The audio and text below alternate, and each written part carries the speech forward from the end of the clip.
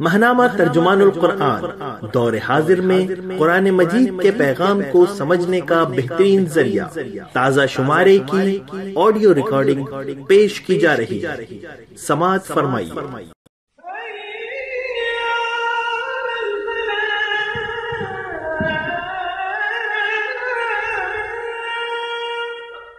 بسم اللہ الرحمن الرحیم۔ اشارات۔ موضوع: قرآن، اقامت دین اور مولانا مودودی رحمۃ اللہ تعالی علیہ۔ تحریر: پروفیسر خورشید احمد۔ ماہانہ ترجمان القرآن، جنوری 2019۔ تجدید و احیاء دین، اسلامی تاریخ کی ایک روشن روایت اور عقیدہ ختم نبوت کا فطری نتیجہ اور دین اسلام کے مکمل ہونے کا تقاضا ہے۔ ہر دور میں اللہ تعالیٰ نے اپنے کچھ برگزیدہ بندوں کو اس توفیق سے نوازا کہ وہ دین کی بنیادی دعوت پر مبنی اللہ کے پیغام کو نبی پاک صلی اللہ علیہ وآلہ وسلم اور خلفائے راشدین رضی اللہ عنہم اجمعین کے نمونے کی روشنی میں اپنے دور کے حالات کا جائزہ لے کر بلا کم و کاست پیش کریں۔ دور حاضر میں جن عظیم ہستیوں کو یہ سعادت حاصل ہوئی، ان میں مولانا سید ابو الاعلیٰ مودودی 1903 تا 1989 کا نام سر فہرست ہے۔ ویسے تو مسلم تاریخ کے ہر دور میں نشیب و فراز نظر آتا ہے، لیکن 19ویں صدی عیسوی اس اعتبار سے بڑی منفرد ہے کہ 1450 سال کی تاریخ میں پہلی بار مسلمان ایک عالمی قوت کی شناخت اور حیثیت سے محروم ہوئے۔ اس دوران 4 کمزور ممالک اور نام نہاد حکومتوں کو چھوڑ کر پورا عالم اسلام مغرب کی توسیع پسندانہ اور سامراجی قوتوں کے زیر تسلط آ گیا۔ یہ صورتحال 20ویں صدی کے وسط تک جاری رہی۔ اس بات میں ذرا بھی مبالغہ نہیں کہ یہ دور مسلم تاریخ کا تاریک ترین دور تھا، جو فکری و نظریاتی اور اخلاقی انحطاط کے ساتھ ساتھ معاشی، سیاسی اور تہذیبی گویا ہر اعتبار سے امت کی محکومی کا دور تھا۔ پھر اسی دور میں کسی نہ کسی پہلو سے تجدید و احیاء دین کی خدمت انجام دینے والی عظیم شخصیات میں جمال الدین افغانی، مفتی محمد عبدہ، ابوالکلام آزاد، سید رشید رضا، حسن البنا، علامہ محمد اقبال، سعید نورسی، سید قطب، سید ابو الاعلیٰ مودودی اور مالک بن نبی جیسے نمایاں ترین رجال شامل ہیں۔ ان سب کی سوچ کا دھارا کئی امور اور معاملات میں اختلاف کے باوجود مقصد اور ہدف کے اعتبار سے ایک جیسا تھا، اور وہ یہ تھا اللہ کے دین کو اس کی اصل شکل میں پیش کرتے ہوئے مسلمانوں کو اس دین کے مطابق اپنی اور انسانی زندگی کی تشکیل نو اور تعمیر نو کی دعوت دی جائے۔ اللہ تعالیٰ ان سب محسنوں پر اپنی رحمت کی بارش فرمائے اور ان کے رفقائے کار کی کاوشوں کو قبولیت اور فروغ عطا فرمائے۔ یہی ہیں وہ رہنما کہ جن کی مساعی جمیلہ کے نتیجے میں اللہ تعالیٰ کے فضل خاص سے تاریخ نے کروٹ لی اور محکومی کی تاریک اور طویل رات ختم ہوئی۔ اسلام ایک بھرپور دعوت، انقلابی قوت اور ہمہ پہلو پیغام کی حیثیت سے ایک بار پھر اپنا کردار ادا کرنے کی طرف رواں دواں ہے۔ مولانا سید ابو الاعلیٰ مودودی رحمۃ اللہ تعالی علیہ نے 1920 سے صحافت اور علم و ادب کے میدان میں گراں قدر خدمات کا آغاز کیا۔ 24 برس کی عمر میں انہوں نے الجہاد فی الاسلام جیسی مارکہ آرا کتاب لکھی، جو 1930 میں بر عظیم میں علمی تحقیق اور اشاعت کے بڑے باوقار ادارے دارالمصنفین اعظم گڑھ نے شائع کی۔ اس کتاب کے لیے تحقیق و جستجو مولانا مودودی کے فکری ارتقاء میں ایک سنگ میل کا درجہ رکھتی ہے۔ پھر یہی ہے وہ فیصلہ کن موڑ، ٹرننگ پوائنٹ، جہاں سے انہوں نے پیغام دین کے لیے عزم و ہمت کا عہد کیا اور عملی قدم اٹھایا۔ 1933 سے ماہنامہ ترجمان القرآن حیدرآباد دکن کے ذریعے اسلامی فکر اور دعوت کے نئے چراغ روشن کرتے رہے۔ 1938 میں ادارہ دارالاسلام کی تاسیس کی۔ 26 اگست 1941 کو جماعت اسلامی قائم کی اور اس کے امیر منتخب ہوئے۔ فروری 1942 سے تفہیم القرآن کی تحریر و اشاعت کا آغاز کیا۔ ستمبر 1989 یعنی اپنی وفات تک فکر و رہنمائی کے ہر میدان اور تجدید و احیاء دین اسلام کے بارے میں گراں قدر خدمات انجام دیتے رہے۔ مولانا مودودی کی زندگی اور ان کی فکر میں سب سے نمایاں چیز اللہ تعالیٰ سے ان کا تعلق اور قرآن کریم کو زندگی کے ہر پہلو کے لیے اپنا رہنما بنانا ہے۔ الحمدللہ 30 برس تک میرا مولانا مودودی سے ایسا تعلق رہا ہے کہ جس میں وہ میرے استاد، قائد، محسن اور مربی کی حیثیت سے قدم قدم پر رہنمائی سے نوازتے رہے۔ اس مناسبت سے گواہی دیتا ہوں کہ میں نے جس چیز کو مولانا کی زندگی میں فکر و عمل کا سرچشمہ اور روشنی و ہدایت کا منبع پایا ہے وہ قرآن پاک ہے۔ اسی بنا پر مولانا کی زندگی کی اہم ترین متاع جن چیزوں کو قرار دیا جا سکتا ہے ان میں سب سے پہلی، بنیادی اور مرکزی متاع قرآن کریم ہے۔ پھر قرآن کریم اور صاحب قرآن خاتم الانبیاء حضرت محمد صلی اللہ علیہ وآلہ وسلم کی سیرت پاک ہی کی روشنی میں دین حق کا تصور ہے، اور تیسری چیز ہے ان دونوں کا تقاضا دعوت، اصلاح اور اقامت دین کی منظم جد و جہد۔ یہی وہ 3 میدان ہیں جن میں مولانا مودودی رحمۃ اللہ تعالی علیہ نے بڑا تاریخ ساز کردار کنٹریبیوشن ادا کیا ہے۔ قرآن ہی شاہ کلید ہے۔ قرآن پاک سے مولانا مودودی مرحوم و مغفور کے تعلق کو سمجھنے کے لیے 3 چیزیں بڑی اہم اور چشم کشا ہیں۔ 1946 میں مولانا محمد عمران خان ندوی صاحب نے غیر منقسم ہندوستان کے 18 اکابر علماء، دانشوروں اور رہنماؤں سے دریافت کیا کہ آپ کی محسن کتاب کون سی ہے۔ دیگر افراد نے اپنی اپنی پسندیدہ کتاب کے بارے میں بتایا، لیکن ان میں واحد مولانا مودودی رحمۃ اللہ تعالی علیہ تھے جنہوں نے سب سے مختصر جواب دیا۔ یہ جواب مولانا کی شخصیت اور ان کی پوری زندگی کا غماز ہے اور سب پہ بھاری بھی۔ انہوں نے لکھا، جاہلیت کے زمانے میں میں نے بہت کچھ پڑھا ہے۔ میں قدیم و جدید فلسفہ، سائنس، معاشیات، سیاسیات وغیرہ پر اچھی خاصی ایک لائبریری دماغ میں اتار چکا ہوں، مگر جب آنکھیں کھول کر قرآن کو پڑھا تو باخدا یوں محسوس ہوا کہ جو کچھ پڑھا تھا سب ہیچ تھا۔ علم کی جڑ اب ہاتھ آئی ہے۔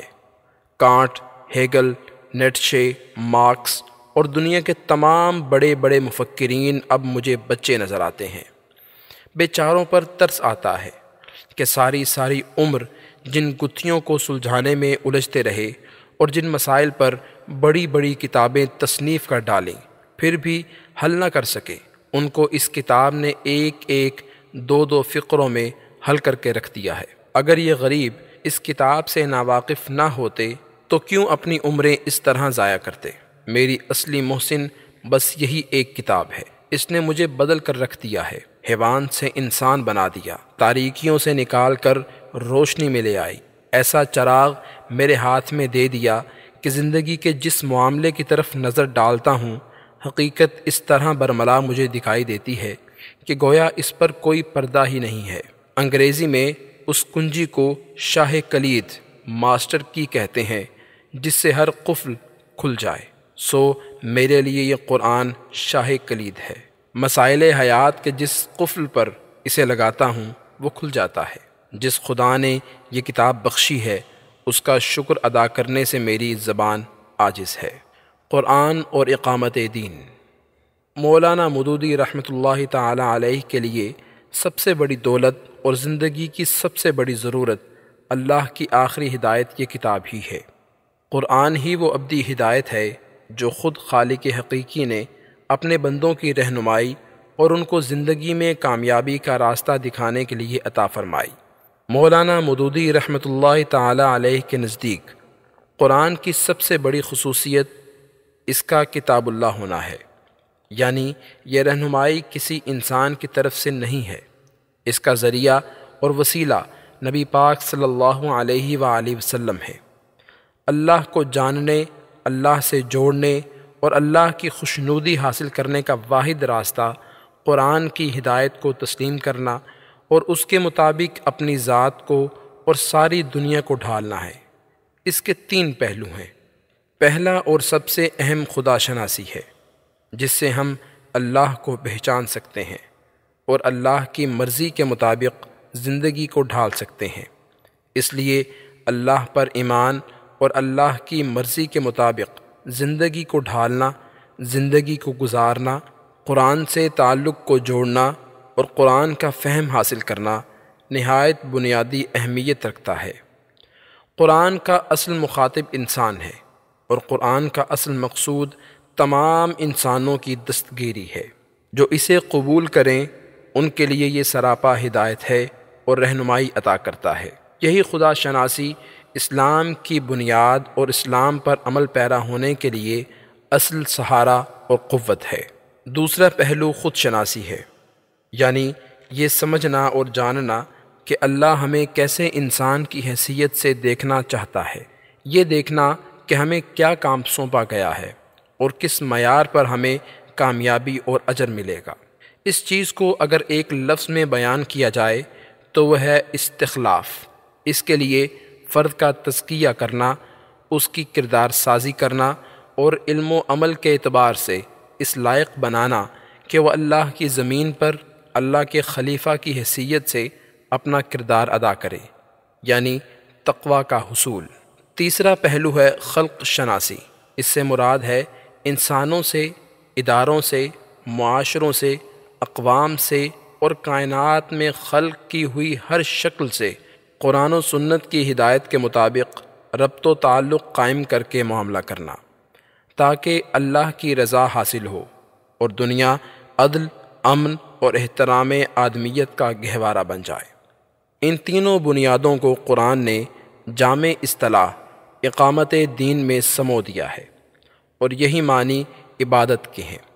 یہ دوسرا پہلو ہے قرآن کریم سے مولانا کے تعلق کا، جسے انہوں نے بڑی تفصیل سے مختلف اسالیب میں بیان کیا ہے اور وضاحت فرمائی ہے۔ اقامت دین کا اہم تقاضا۔ مولانا نے بتایا ہے کہ قرآن صرف اللہ کی کتاب اور کتاب ہدایت ہی نہیں، بلکہ ایک کتاب انقلاب ہے۔ جہاں اس کے مخاطب تمام انسان ہیں، وہاں اس کا خاص طور پر خطاب انسانوں کے ایسے گروہ سے ہے جو اسے قبول کرتا ہے۔ قرآن انہیں رہنمائی فراہم کرتا اور تیار کرتا ہے کہ وہ کس طرح خود کو اور پوری انسانی زندگی کے ہر شعبے اور دائرہ کار کو تبدیل کرنے کی کوشش کریں۔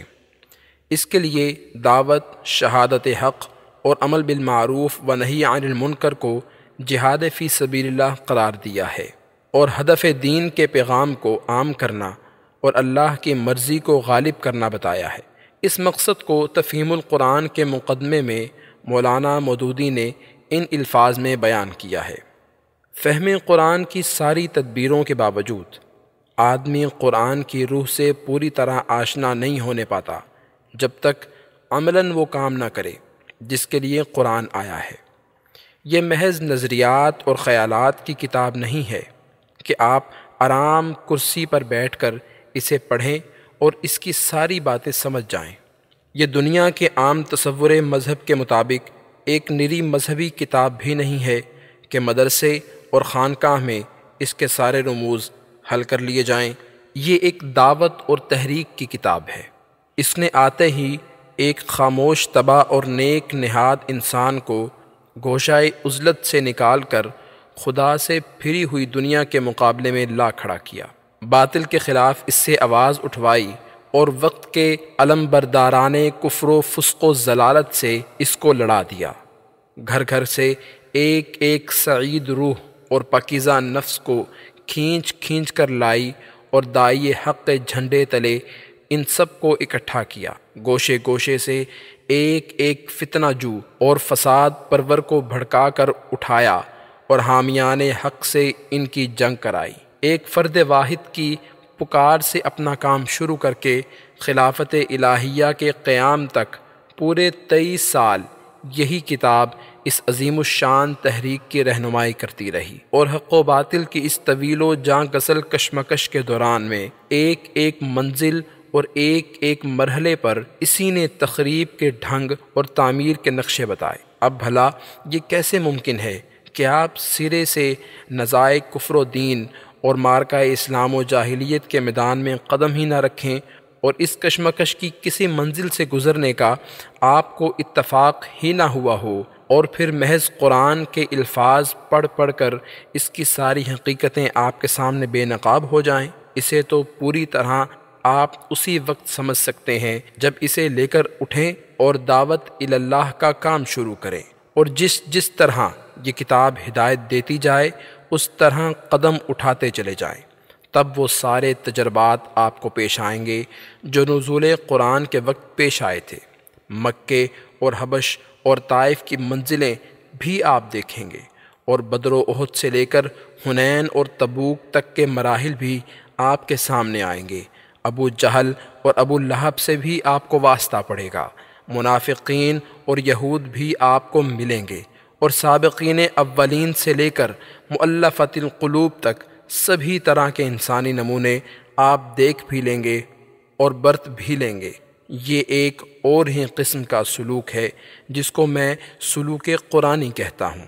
اس سلوک کی شان یہ ہے کہ اس کی جس منزل سے آپ گزرتے جائیں گے، قرآن کی کچھ آیتیں اور صورتیں خود سامنے آ کر آپ کو بتاتی چلی جائیں گی کہ وہ اسی منزل میں اتری تھیں اور یہ ہدایت لے کر آئی تھیں۔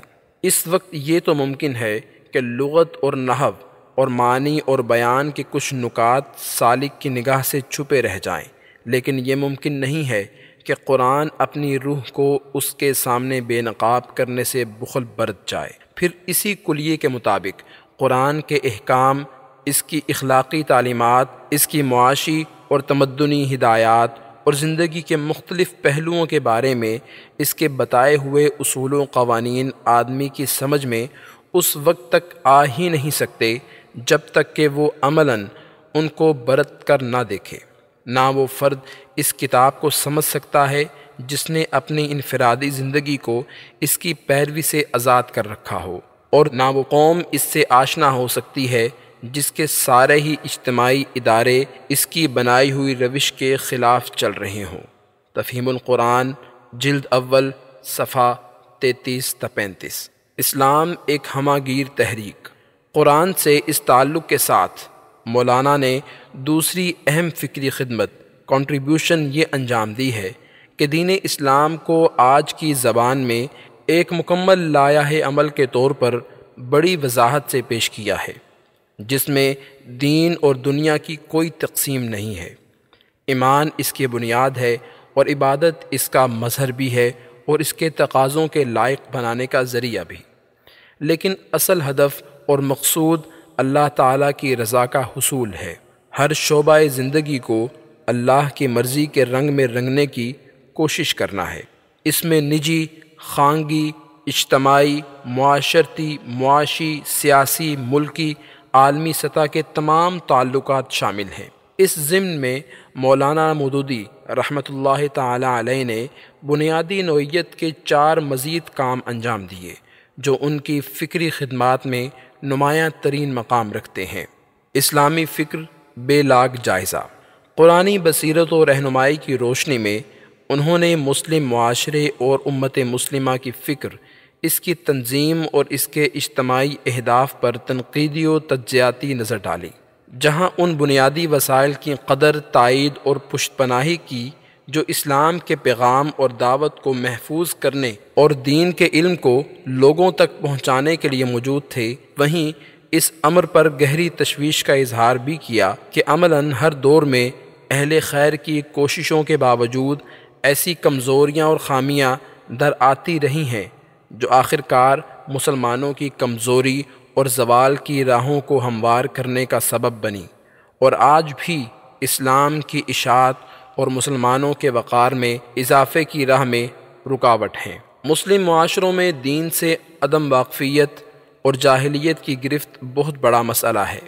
ایک صاحب ایمان مسلمان علم، اخلاق اور دیانت کے بغیر کسی بھی میدان میں کام نہیں کر سکتا۔ علوم کی تقسیم دین اور دنیاوی دائروں میں اس حد تک تو گوارا کی جا سکتی ہے کہ مختلف علوم کے دائروں کو متعین کیا جائے، لیکن اسلام کے تصور علم میں اللہ کی مرکزیت اور اللہ کی ہدایت کو علم کے ہر شعبے میں مطابقت، ریلیونس کے ساتھ پیش کرنا اور ہر وقت اس کا احساس بیدار کرنا فہم دین کا بنیادی اصول ہے۔ ہمارے دور زوال میں شعوری یا غیر شعوری طور پر علم کا تصور محدود تر ہو گیا۔ کم از کم علمی سطح پر دین کے دائروں اور دینی ہدایت کو شخصی زندگی اور عبادات تک محدود کر دیا گیا۔ اجتماعی زندگی اور اجتماعی علوم کے باب میں دین حق نے جو رہنمائی فراہم کی ہے اور جو دور عروج میں ہماری شان رہی ہے، اس سے ہم بہت دور ہو گئے ہیں۔ جب تک یہ ترتیب اور مطابقت علوم اور تربیت کا حصہ نہیں بنتی، احیاء اسلام ممکن نہیں ہوگا۔ اس مقصد کے لیے مولانا مودودی رحمۃ اللہ تعالی علیہ نے مسلم معاشروں کی فکری ساخت کا تجزیہ کرتے ہوئے بنیادی مرض کی نشاندہی کی۔ قانون سازی کی بنیاد۔ مولانا مودودی رحمۃ اللہ تعالی علیہ نے بتایا کہ اللہ اور اس کے رسول صلی اللہ علیہ وآلہ وسلم نے ہدایت کے سلسلے میں جو ترتیب عطا فرمائی ہے، اس میں روشنی کا بلا شبہ اصل سرچشمہ قرآن پاک ہی ہے، لیکن اللہ کی اس مکمل ہدایت کو رسول کریم صلی اللہ علیہ وآلہ وسلم نے ہم تک پہنچایا ہے، اس کی تعلیم دی ہے اور اس کے مطابق زندگی گزارنے کا نمونہ ہمارے لیے چھوڑا ہے۔ اس طرح قرآن کے بعد ہدایت کا دوسرا سب سے بنیادی اور مرکزی ذریعہ سنت رسول اور سیرت پاک صلی اللہ علیہ وآلہ وسلم ہے۔ اس کے بعد قرآن و سنت کی روشنی میں نئے مسائل حل کرنے کے لیے استدلال، قیاس، استنباط اور اجتہاد کی بنیاد پر قانون سازی ہے۔ یہی ہے وہ عمل کہ جس سے فقہ کا قیمتی سرمایہ وجود میں آیا۔ پھر فقہ کے مطابق عمل کرتے ہوئے علم اور تقلید کی روایت نے سفر شروع کیا۔ مولانا مودودی رحمۃ اللہ تعالی علیہ کے نزدیک احیاء دین کے لیے صحیح ترتیب قرآن، سنت، فقہ اور تاریخ ہے، جس کی روشنی میں نئے مسائل کا حل قرآن و سنت اور اجتہاد و استنباط ہے۔ لیکن بدقسمتی سے دور زوال میں یہ ترتیب الٹ کر رہ گئی۔ یوں تقلید و تاریخ نے عملاً اولیت اختیار کر لی، پھر فقہ، اس کے بعد سنت رسول صلی اللہ علیہ وآلہ وسلم، حکایات بزرگان دین اور اس کے بعد قرآن۔ گویا کہ جس چیز یعنی قرآن کو سب سے پہلے ہونا چاہیے تھا، وہ سب سے آخر میں چلا گیا۔ یہی بدقسمتی مسلمانوں میں مروج نظام تعلیم کے ساتھ ہوئی، اور وہاں پر بھی ترتیب الٹ گئی اور قرآن سب سے آخر میں، اور وہ بھی محدود تر دائرے میں شامل نصاب ہوا۔ مولانا مودودی رحمۃ اللہ تعالی علیہ نے اس بات کی طرف متوجہ فرمایا کہ مسلم معاشرے میں اصل اصلاح طلب چیز حقیقی اور مطلوب ترتیب کو بحال کرنا ہے۔ فقہ کو نظر انداز کرنا یا دریا برد کرنا خودکشی کے مترادف ہے، مگر رہنمائی کے لیے ترتیب میں قرآن، سنت اور پھر فقہ و تاریخ کو ملحوظ رکھنا ہوگا۔ یہ ایک انقلابی نکتہ ہے جسے مولانا مودودی رحمۃ اللہ تعالی علیہ نے ابن تیمیہ، امام غزالی اور شاہ ولی اللہ سے گاہ اتفاق اور کچھ اختلاف کے ساتھ پیش کیا اور اس جرت اظہار کی بڑی قیمت ادا کی۔ مغربی فکر و تہذیب کا محاکمہ۔ تیسرا نکتہ ہے مغربی فکر اور مغربی تہذیب کے غلبے سے پیدا شدہ صورتحال اور اس کے نتیجے میں مسلمانوں کا اسلام سے معاملہ۔ بلا شبہ مسلمانوں نے اپنی سیاسی اور دینی آزادی کے تحفظ کے لیے استعماری قوتوں کے خلاف جہاد کیا اور اس میدان میں بڑی روشن مثال قائم کی۔ تاہم جہاد کے محاذ پر کامیاب نہ ہونے کے بعد اہل خیر کی ایک بڑی تعداد نے تصادم سے پسپائی کی روش ضرور اختیار کی، مگر اس کا مقصد دینی روایت کا تحفظ اور دینی علوم سے رشتے کو جاری اور مضبوط رکھنا تھا۔ اس محدود حد تک تحفظ دین کی یہ حکمت عملی مفید رہی، لیکن اس کا ایک نتیجہ یہ ضرور رونما ہوا کہ اجتماعی زندگی اور اس کی رہنما اقدار سے اسلام بے دخل ہوتا گیا۔ کچھ حلقوں نے مغرب کی مکمل تقلید اور اپنے کو مغرب کے رنگ میں رنگنے کا راستہ اختیار کیا، تو کچھ دوسروں نے عملاً تو مغربی تقلید کی روش اختیار کی، مگر اس کے لیے بہت سی اسلامی اصطلاحات کا سہارا بھی لیا۔ اصلاح مذہب کی تحریکیں مختلف شکلوں میں رونما ہوئیں، جنہوں نے اصلاح کا کام کم اور دین میں تحریف اور مغرب کی نقالی کا کھیل زیادہ کھیلا۔ اس تہذیبی تبدیلی کو اکبر الہ آبادی نے اپنے مخصوص انداز میں اس طرح بیان کیا ہے: نہیں اس کی کوئی پرسش کہ یاد اللہ کتنی ہے، یہی سب پوچھتے ہیں آپ کی تنخواہ کتنی ہے، اور یہ کہ ہم کیا کہیں احباب کیا کار نمایاں کر گئے، بیے ہوئے، نوکر ہوئے، پینشن ملی، پھر مر گئے۔ مولانا مودودی رحمۃ اللہ تعالی علیہ نے اقبال اور دوسرے علماء و مصلحین کے ساتھ مغربی تہذیب کا بھرپور محاکمہ کیا اور بہت صاف الفاظ میں یہ بات کہی کہ مغربی سامراج سے صرف سیاسی آزادی مطلوب نہیں، بلکہ فکری، نظریاتی، معاشی، معاشرتی، تہذیبی آزادی بھی مطلوب ہے، تاکہ مسلمان اسلام کے اصولوں کے مطابق زندگی کو مرتب اور منظم کر سکیں۔ اس مقصد کے لیے محض مسجد بنا دینا اور صرف نماز پڑھ لینا کافی نہیں ہے، بلکہ اس کے لیے خاندانی نظام کا تحفظ اور اجتماعی زندگی کی تشکیل و تعمیر بھی ضروری ہے۔ نیز سیاسی آزادی اور اختیار بھی مطلوب ہے، تاکہ دینی اقدار بالادست ہوں اور یوں اجتماعی زندگی اسلامی بنیادوں پر استوار ہو۔ اقبال نے بڑے لطیف انداز میں کہا: ملا کو جو ہے ہند میں سجدے کی اجازت، ناداں یہ سمجھتا ہے کہ اسلام ہے آزاد، اور یہ کہ جدا ہو دین سیاست سے تو رہ جاتی ہے چنگیزی۔ اسلام در حقیقت سیاسی و تہذیبی اور فکری و سیاسی میدان میں آزادی کا مطالبہ کرتا ہے۔ وہ غلامی کی ہر رمز اور محکومی کی ہر علامت کو رد کرتا ہے، تاکہ اسے قبول کرنے والے زندگی کی تشکیل نو کر سکیں۔ مولانا مودودی رحمۃ اللہ تعالی علیہ نے اس موقف کو بڑی وضاحت سے پیش کیا ہے۔ ان کے متوازن ذہن اور محتاط قلم نے مغرب زدگان کو دلیل کے میدان میں بے بس کر دیا ہے، اور یہی چیز مغرب کو کھائے جا رہی ہے، جس کے لیے کبھی اس کے ترجمان سیاسی اسلام جیسی نامعقول، مہمل اور مضحک ابسرڈ اصطلاح استعمال کرتے ہیں، اور کبھی اسلام کے ڈانڈے فاشزم اور انتہا پسندی سے جوڑتے ہیں۔ حالانکہ سچ بات یہ ہے کہ مسلمان اپنا حق حاصل کرنا چاہتے ہیں، یہ حق کہ وہ اپنی انفرادی اور اپنی اجتماعی زندگی کو اپنی اقدار و تہذیب اور قانون و ضابطے کے مطابق گزار سکیں۔ جس طرح مولانا مودودی رحمۃ اللہ تعالی علیہ نے مسلم معاشروں کا جائزہ لے کر ان کی خامیوں کو متعین کیا، اسی طرح انہوں نے مغربی تہذیب کا ناقدانہ جائزہ لیا ہے۔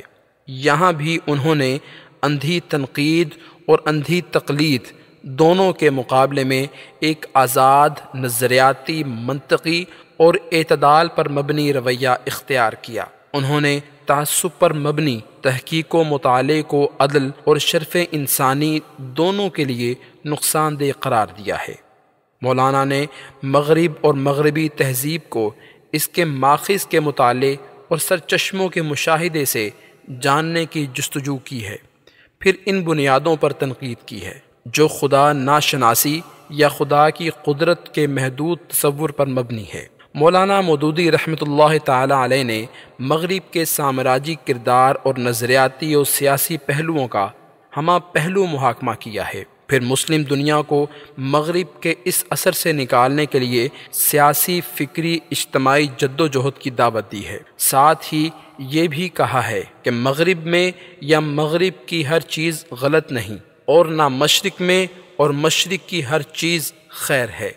ہمیں کھلے ذہن اور کھلی آنکھوں سے دیکھنا چاہیے کہ خیر کے لیے کس چیز سے فائدہ اٹھانا چاہیے۔ اس ضمن میں انسانی زندگی کے معاملات، سیاسی تجربات اور سائنسی علوم کو ایک صاحب ایمان فرد کی حیثیت سے پرکھنا چاہیے کہ کہاں اور کس قدر خیر ہے۔ خیر کو شر سے چھانٹ کر انسانی زندگی کا حصہ بنانا چاہیے اور شر سے انسانیت کو بچانا چاہیے۔ یہ حس اور یہ صلاحیت اس کھلے ذہن سے پیدا ہو سکتی ہے کہ جس کی میزان لازمی طور پر اسلامی ایمانیات پر استوار ہو اور جس کی کسوٹی اسلامی اصولوں کے ساتھ تصادم یا مطابقت کے سوال سے مشروط ہو۔ جو چیز اسلام کے بنیادی اصولوں سے متصادم نہیں، وہ انسانیت کی میراث ہے۔ البتہ اندھی تقلید اور اندھی تنقید غلط چیز ہے۔ جو اچھا ہے اسے قبول کر لو اور جو برا ہے اسے مسترد کر دو۔ خیر تک رسائی اور خیر کے استعمال و اختیار کے لیے پوری دنیا ایک میدان ہے۔ ایک صاحب ایمان فرد کسی ایک علاقے اور کسی ایک زمانے تک محدود نہیں رہ سکتا۔ اسے معتدل طریقے سے یہ خدمت انجام دینی چاہیے۔ مسلم اور مغربی معاشروں کے تنقیدی جائزے کے بعد مولانا نے بتایا ہے کہ اسلامی احیاء ہی انسانی زندگی کے لیے خیر اور فلاح کا سرچشمہ ہے، جس کا ماخذ قرآن ہے۔ قرآن کی بنیاد پر دین کو سمجھا جائے، قرآن کی حکمت عملی کو سمجھا جائے اور قرآن کے زیر سایہ اسلامی احیاء کی تحریک کو منظم کیا جائے۔ یہ کام دعوت اور نظم و ضبط سے افراد کی تیاری اور اداروں کی تعمیر و ترقی ہی سے ممکن ہے، جس میں سب سے مرکزی اور بنیادی ادارہ خاندان ہے۔ مولانا محترم نے زور دے کر بتایا ہے کہ جدید دور میں جدید ذرائع اور جدید اسلوب کو دعوت و تنظیم اور عمومی بیداری کا ذریعہ بننا چاہیے۔ اسی لیے انہوں نے جدید زمانے میں تنظیم سازی کے لیے بہترین انداز سے جماعت اسلامی اور دوسرے دعوتی اداروں کو منظم کیا۔ تبدیلی کا اسلامی راستہ۔ چوتھا یہ کہ مولانا مودودی رحمۃ اللہ تعالی علیہ نے صرف دین ہی کا جامع تصور نہیں دیا، بلکہ عملاً یہ بھی بتایا کہ اسلامی نظام کے خد و خال کیا ہوں گے، تبدیلی کا عمل اور تدریج کیا ہوگی۔ انہوں نے جہاد اور قتال کے بارے میں معذرت خواہی یا مداحنت نہیں برتی، بلکہ اس کی حدود کو واضح کیا ہے۔ آج کے معاشرے، ریاست اور قانون کو اسلامی شریعت سے قریب تر لانے کے لیے اجتہادی امور کی جانب متوجہ کیا ہے۔ یہ بھی بتایا ہے کہ آج ریاست کو کیسے چلانا ہے، دستور کس طرح بنانا ہے، اسلامی خاندان اور مسلم معاشرے کی وسیع بنیادیں کیا ہیں، مسلم اکثریتی علاقوں میں کس طرح زندگی بسر کرنی ہے، مسلم اقلیتی ممالک میں زندگی کو کس طرح برتنا ہے، انسانی معاشرہ مجموعی طور پر کن بنیادوں پر استوار ہونا چاہیے یا اس کے اصول کیا ہونے چاہیے۔ خاص طور پر سیاست، معیشت اور تعلیم کے میدان میں بہت ہی متعین انداز میں رہنمائی دی اور درست سمت بتائی ہے۔ اس پورے علمی و فکری سفر میں مولانا مودودی رحمۃ اللہ تعالی علیہ کے ہاں ارتقاء ہے، تضاد نہیں۔ انہوں نے اجتہاد اور علم کی بنیاد پر کئی نئے راستے کھولے ہیں اور کئی شاہراہوں کی نشاندہی کی ہے۔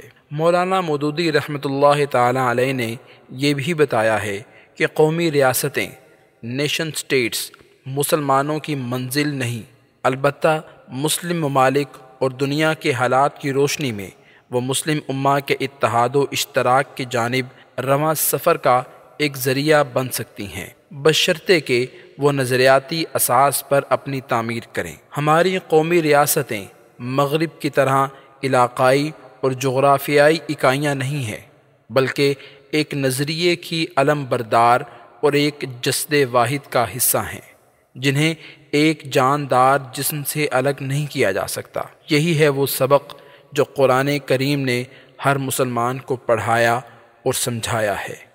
اس حوالے سے مولانا مودودی رحمۃ اللہ تعالی علیہ کی فکر کو سمجھنے کے لیے بنیادی نکات دو ہیں: قرآن اور اقامت دین۔